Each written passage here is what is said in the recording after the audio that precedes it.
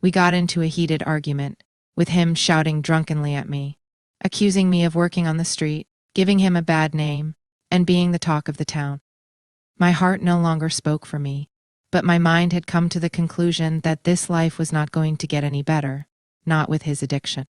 I had already packed my suitcase, where it had been at the side of the couch for days without question, and I had money to find shelter till I found where I was to go. Nothing was stopping me. I told him this was over, our marriage was dead, and he has no one to blame but himself.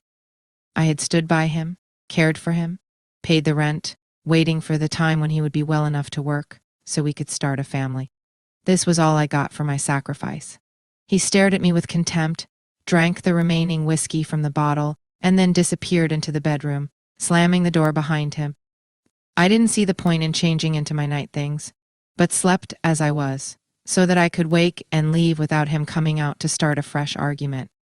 I cried myself to sleep, wondering why I was always at this point in my life, where happiness breaks and sadness awakes. My sleep was short-lived.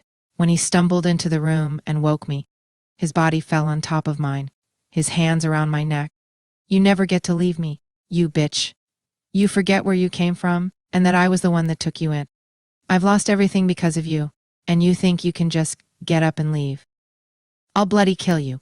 His body was restricting me, his hands tight around my neck, as I could feel that I wasn't going to be able to stop him from killing me. I struggled as best I could and got one arm free, reached under the pillow, and with all my strength, I sunk the knife deep in his neck. Just like Jim, his eyes turned from a murderous rage to an adolescent full of fear, falling off the couch and onto the floor. I took a deep breath in and held the tears back as I stood over him.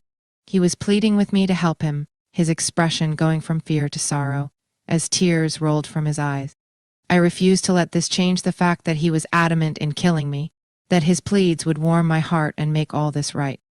"You are going to kill me? Your deluded thoughts of me prostituting myself on the streets, when I was nothing but loyal to you, by your side, and willing to do whatever it took to get us back on our feet. I'm done with this, with you, with this life." There was no turning back. He was going to die, and I couldn't escape what was happening here. No judge in the land would see that I was merely defending myself. They would twist things.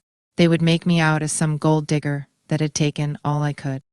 Maybe it's the lack of sleep, but I just couldn't think straight. I just knew that both of us were going to die tonight,